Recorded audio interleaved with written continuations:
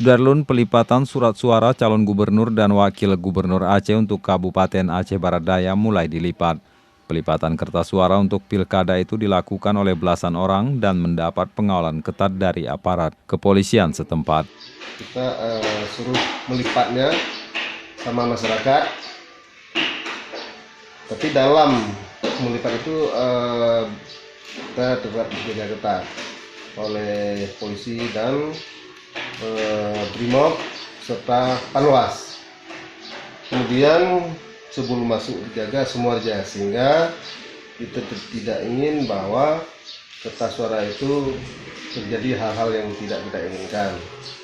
Kertas suara yang dilipat berjumlah 104.896 lembar. Sementara untuk surat suara calon bupati dan wakil bupati Abdia belum dilipat dan masih disimpan dalam gudang. Dari Blang Pidi, Rahmat Saputra, Serambion TV.